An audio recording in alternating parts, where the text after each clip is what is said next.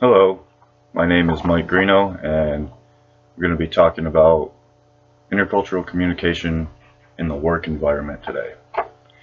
So, diversity is a normal occurrence in today's workforce. In today's workplace, there are more women, more minorities, and more physically disabled people that are entering the workforce. As a result, the workplace has cultural differences. Cultural differences include more than the obvious distinction among people from other countries, but also differences based on economical and social standards.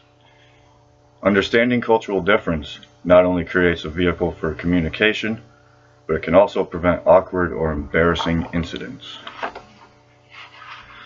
Intercultural communication is one of the most critical factors contributing to business growth and success in today's global marketplace. Therefore, a company must be able to identify the barrier to effective interpersonal communication. Barriers to intercultural communication include ethnocentrism, stereotyping, prejudice, and discrimination. For example, a company that displays ethnocentrism will be seen as showing arrogance and therefore could be creating a negative work environment. Likewise, if representatives of a company stereotype a specific culture, it could hinder the company's ability to acquire business in other countries. A company that does not employ cultural awareness training risks the loss of business in the global market. Furthermore, countries are experiencing the same conflict that intercultural companies are dealing with in a multicultural environment. The population is coming from an increasingly diverse cultural background, and many languages are being spoken in addition to a common language such as English. In the United States, the Hispanic and Asian communities have become increasingly important because of their growing popularity. Prior to proceeding further, I have to ask one question. What is professional communication? I think effective professional communication occurs whenever someone conveys relevant information in any form. Effective communication involves information that is timely for decision making, as well as that which promotes your business through advertising and public relations. Idle conversation about weather or a football game is not necessarily unimportant in business. Hence, professional communications is not just about writing memos in an office for a culturally diverse workforce or letters to other businesses and offices with which any firm may have dealings. Small talk is an important part of employee relations and is necessary to establish the channels of communication. If a business is related to the entertainment or sports industries, it would no longer be small talk and would be considered keeping up with the competition and the market. Key elements of business communication are conveyance, effectiveness, structure, and editing. One needs to be able to recognize how words have the power to create and affect attitudes, behavior, and perception. This is why conveying meaning in business communication is of the utmost importance. One has to start with some idea of what the audience or market is required to understand, and this has to be narrowed down to one specific message. In today's hectic and fast-paced business world, no one has the time or patience to figure out a well-intended but obscure purpose. This is true when one is trying to persuade someone towards a line of reasoning, as in an advertisement, a sales pitch, or a job interview. When the sole intent is to market the business, make sure you know the difference between advertising and public relations.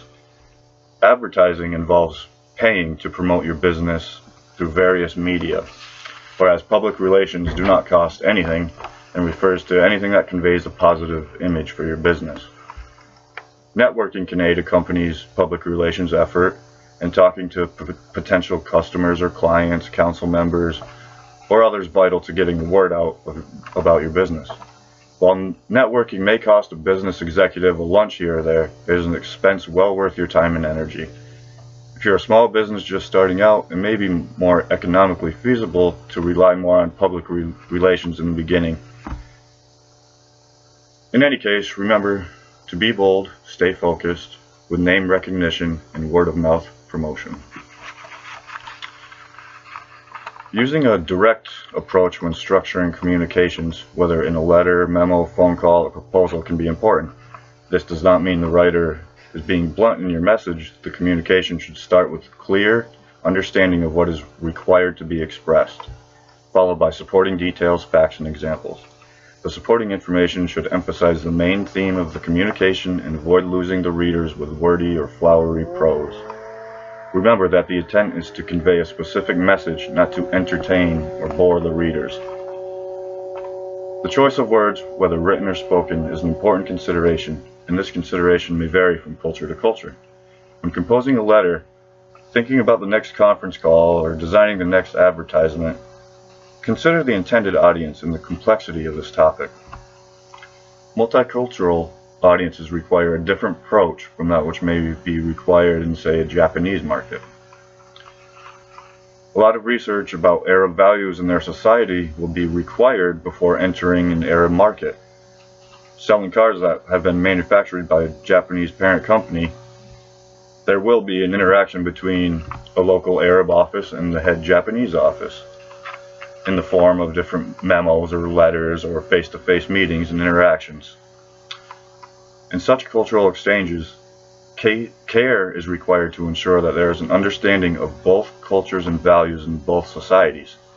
Hence, there is a requirement to be able to relate cultural traditions when selling goods and services internationally or in culturally diverse societies and communities.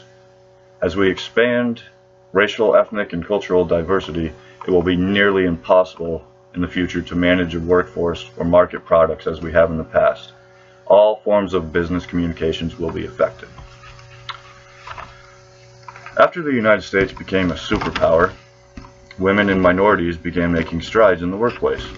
Moreover, a growing interdependence among nations has contributed to the growth of international trade and created the global village. As all those societal changes took place, the United States developed self-worth in its identity as a country with diversity. United States Hispanics have different habits and tastes depending on cultural values and customs deriving from their respective national origins. Mexican Americans, more prevalent in the West and Southwest, respond differently to certain marketing techniques and messages that Cuban Americans in the Southeast or Puerto Ricans in the Northeast. Because of the impact of gender and culture on interpersonal communications and its effect in the workplace, it's important that executives believe that the industry will have to use multicultural communication techniques. Companies are now investing in training programs that help employees understand and relate to culture and gender differences in the work environment. In a business where the supply of good jobs vastly outnumber those seeking communications jobs, the public relations industry has to approach recruiting, training, and communicating to a diverse range of audiences in a more sophisticated manner. In addition, like the organizations we serve, we are only slightly ahead of the curve on marketing to a multicultural society that no longer demands individuals assimilate to become accepted. The path we follow is well marked. It starts with our hiring practices. Moreover, it continues with the training programs we conduct, the communication programs we create and implement, and the audiences we include in all of our communications. Diversity is a process that begins with an open mind and never ends.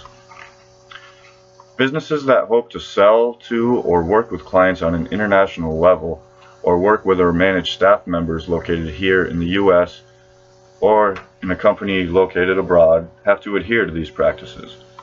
Those who may also be from varying cultural backgrounds will require that their managers, HR directors, and sales force possess the specialized knowledge and skills to make the most of internal as well as external business relationships. As in any relationship, effective communication skills play a pivotal role. Even in the advertising industry, unless you understand your target market and possess adequate research and data on its demographics and psychographics, your odds for success are greatly diminished.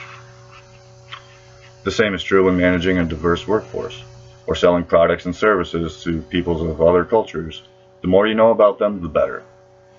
In California, for instance, a unique marketplace encompasses a melting pot of businesses that are not always American-based or American-owned. And even if they are, the businesses often employ people from varying cultures and provide services to people and companies all over the globe. This is why heightened understanding and methods of communication are so important in today's business world, and the main reason why many universities and institutions have focused on providing intercultural education courses. Today, we live in a globally networked computing environment that creates the potential for adding new dimensions to the process of communication. Words are very imprecise means by which we try to transfer multidimensional knowledge in one person to another, where they are then converted back into knowledge. Consuming content entails continuous reinterpretation of words, introducing costs of both time and accuracy. Descriptions, examples, and continuous refinement of content alone are not enough and certainly not efficient enough. In conclusion, it may be stated that there are new and emerging changes going on in the field of communications, resulting from changing demographics of the communities in which these businesses operate. The professional intercultural communication environment has assumed a far increasing level of importance in this present day and age. Thank you.